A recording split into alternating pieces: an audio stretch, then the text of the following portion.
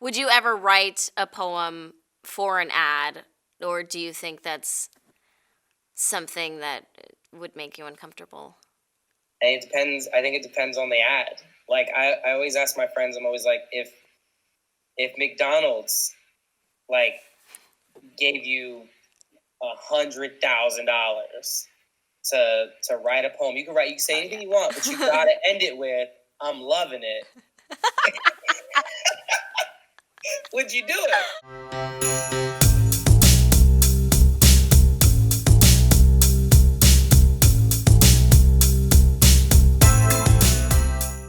They call it an hourglass for a reason. I know how to play Twinkle Twinkle Little Star on violin. Hi everyone, I'm Maia from Get Lit Words Ignite, and this is Get Lit Globe, where we interview poets and artists from around the world via webcam. Today with us, we have someone very familiar to Get Lit, Mathew Cuban Hernandez. Mathew is a teaching artist and a poet who's won several national poetry slams, and you can buy his book 3032 online now. He's also the face of our newest web series, Poetic Gamer, so if you like video games and poetry, make sure to check that out. So thank you so much for being here today. I'm really excited to be talking to you. It's been a while. I was just thinking I was talking with Yoko about experiences, mishaps that we've had as performers, as poets. And I remember, first of all, that one time that I threw up in your car. Do you remember that? Oh, yeah. Good times. That was embarrassing. I tried to catch it all in my purse. Didn't all, but you were really nice about it, so I appreciate that. No, it was totally cool. You threw up and then performed a whole set in front of Willow Smith. Like it was. Oh, was that show? Yeah, that was that show. We wiped vomit off in the school. I remember that. Oh yeah, no, she was so cool. Even though she was so great. Yeah, that school sucked, but she was really cool. Yeah, the whole school was like. They were. She was like in the front row and loving it. It was really cool. Anyways, so my first question that I asked Olivia, but I'm just like curious with every poet. If you weren't doing this professionally for a living, what do you think your job would be? What would you do for a living? I would probably either still be a mailman. You were a mailman? I was a mailman. Wow, very Bukowski. From like 2006 to 2009, I delivered mail, and while I was writing poetry and performing and doing little stuff. And in 2009, I quit my job and decided to be a poet. Yeah, that's so I would either be a mailman or a firefighter, or I might be like jail. Yeah. To be real. Well, thank goodness you're not. Yeah. Yeah, it's good. Somehow still there, but I'm teaching there now. So yeah. I know that you do lots of work with youth detention centers. Mm-hmm. When did that start, and how long have you been doing it for, and how has that like impacted your perspective on the work that you do? Yeah, in some regard, it's kind of always been part of like what I do. Like I started teaching as like a rehabilitation program for like juvenile offenders in Jacksonville. We would actually teach poetry in the courthouse. We would like go into an actual courtroom and just run a poetry workshop. So I did that for a few years. Wow. And then right around when I in 2009, when I quit my job, I worked with a group of poets that would like tour around the country, and I taught in facilities in like Arkansas and like Georgia and Kentucky and in Chicago. And that was really like, it really pulled me to it because like, these were incredible young people, first off, but they were so neglected for programming, like they were just kind of like tossed into this place. And sometimes people would come, but they weren't very knowledgeable of just like the lifestyle that some of these young people were living. And I'm not I don't live the complete lifestyle that a lot of these young people live, but like I know what it's like to grow up in the hood, or be a man of color, surviving in like white supremacy society of America. And so a lot of that was like, okay, well, I want to bring art where there is none, and like that was my biggest like kind of driving point. Would you say that's like probably one of the more impactful aspects of the job that you do? These kids, these are kids that are coming from rough situations. I mean, every kid I've worked with has had firsthand experience with death in some kind of way, and that in itself is extremely traumatizing. And what we do actually in poetry, and I've been doing like a lot of research in this, is it's actually a form of therapy. It's called narrative therapy. It's actually a real title for that. I've never heard of that. I mean, I always knew it. I knew it was cathartic, but I never thought it was like an actual. No, we're narrative therapists, and every time you're at an open mic or at a poetry show or something, you are engaging in group narrative therapy. And I mean, it's legitimately what our practice is. Yeah. And so there's so much healing in it. And we always like talk about, oh, this is a healing place, or this is a safe space, or it changes our lives. But it's cool to have some actual scientific. Yeah, like a legitimate evidence. Backing for that. Yeah. Yeah. What is it like being married to another poet as a poet and working together creatively on a regular basis? Does that ever create issues, or does it make you closer? I mean, and what about competing against each other in slams? Is that like a thing? Is it weird? I don't like competing against Alicia because she's real good, and I have to let people assume that I'm just as good. And if they see us together, then they'll compare and know that I'm not. But no, honestly, like it makes me so sad when people are like, never date a poet, and then everybody's like, poets don't date each other. But I'm like, I don't get that. Like, we talk for a living. On paper, we should have the most healthy relationship because we would talk through it all, right? Yeah. And I know myself, like I can't date like civilians because they just. I mean, civilian. They don't get me. They're it's like I've had lots. I've dated people, of course, but it's always like, oh, you're going to another poetry thing, like, oh, you need time to write, or oh, you're processing complicated emotions. And like, I've just had too many situations where I've had to like over explain where I'm coming from with something. And Alicia and I, we've had those things, but it's usually like, it's really just healthy conversations. Have you ever had a student you straight up did not like? Yeah. Yeah? Yeah. Yeah, actually, I had this one kid in camp who like hated me. I mean, like, and every time I came, he was like, I'm gonna fucking find you when I get out, and I'm gonna kill you. Like he would say crazy stuff, and I didn't respond as good as I should have. I was like, well, come find me then. I'm at the North Hollywood stop, and I was like, no, why did I say that? But I actually brought another student of mine in to work to just like visit one day. It was Kylan Turner, and this kid tried some shit with Kylan, and it was actually a really beautiful moment. And Kylan was just like. Just very calm, and the kid was like, were you scared? And kind of was like, no, like, I feel sorry for you, like, you're in a bad spot, like, I love you, bro. And it was just like such a really calming moment. And then, for the rest of the time, I just told that kid, I was like, you're gonna be my best friend by the time you leave. And we weren't, but yeah, I was gonna fight that kid. Have you had any embarrassing moments on stage? And if so, please tell me about them in great detail.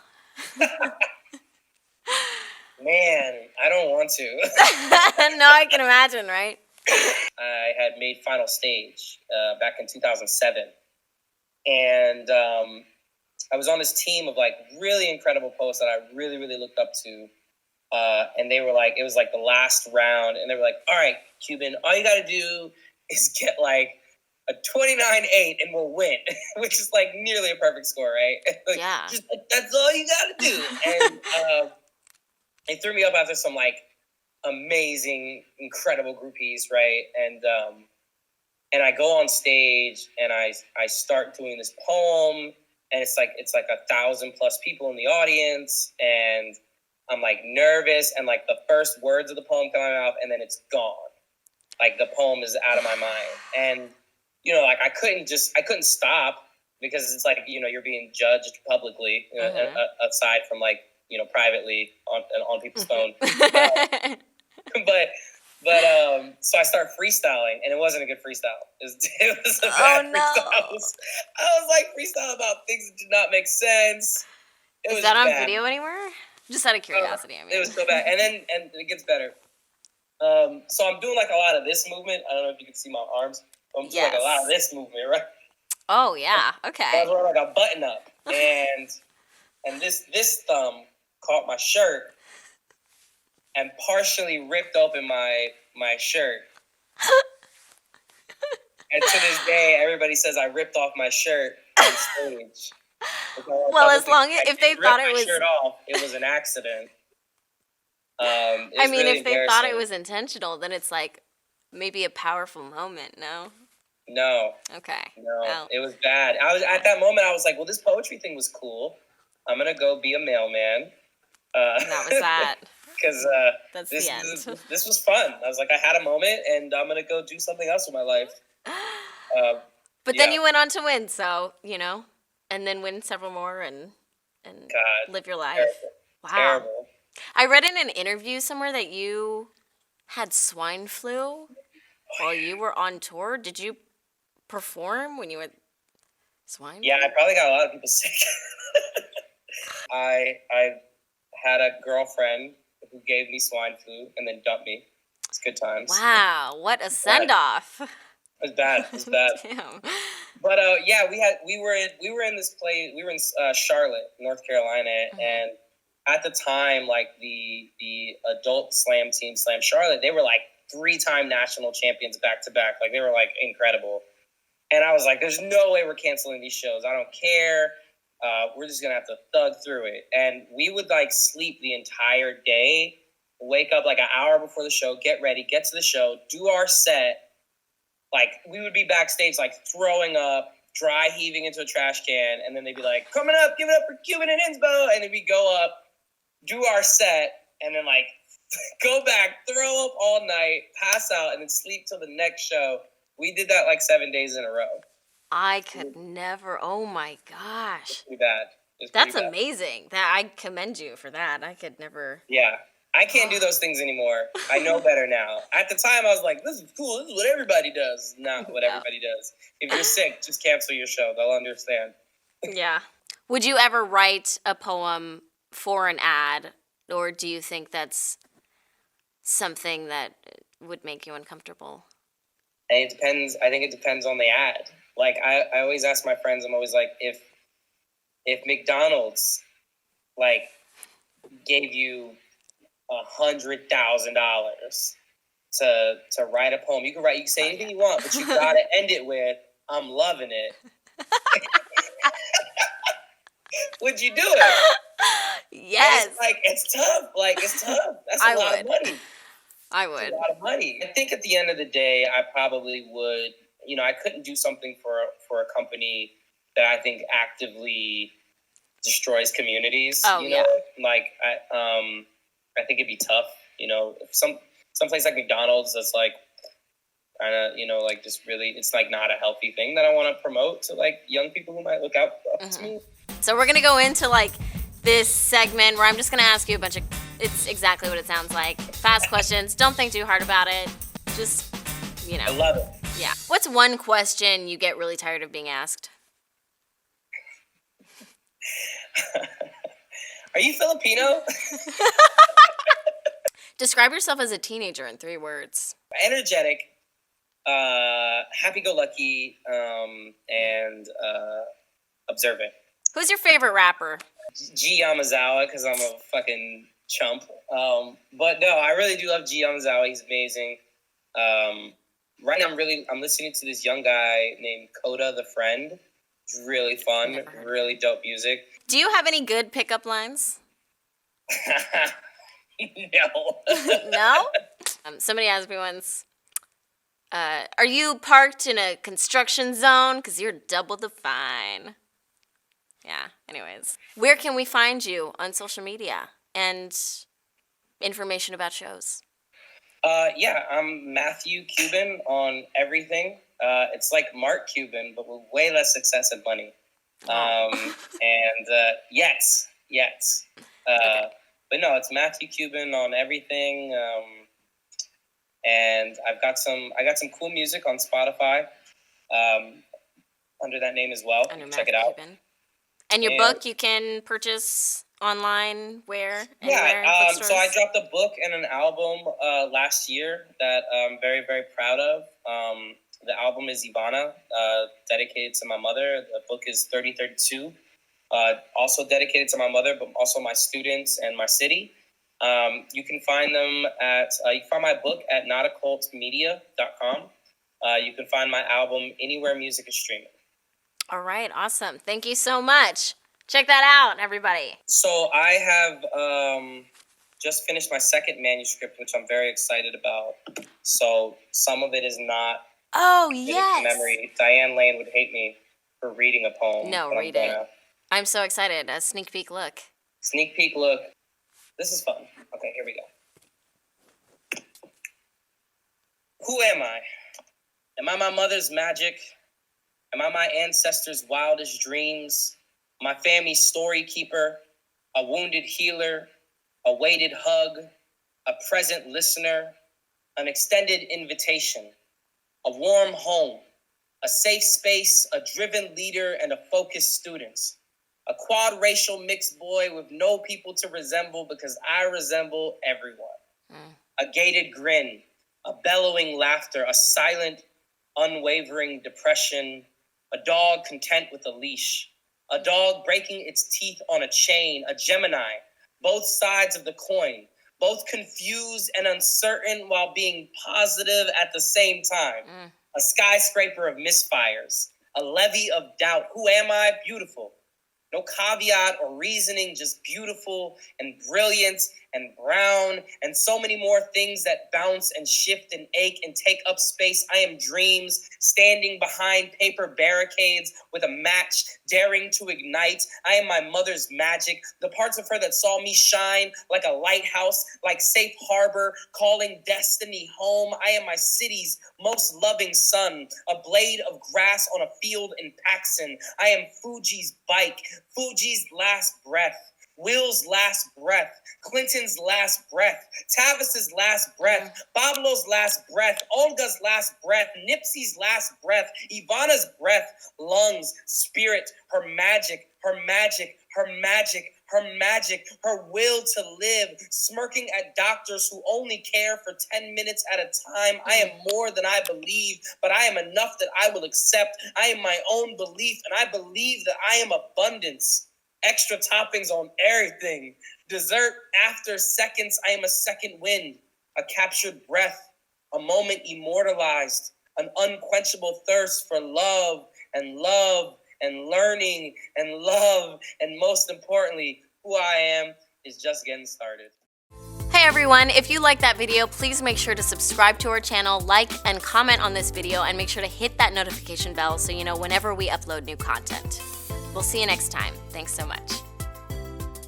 I'm going to come up with words for you, and then you're going to want me to freestyle? Yeah, but since you're a seasoned rapper, right? So the words are going to be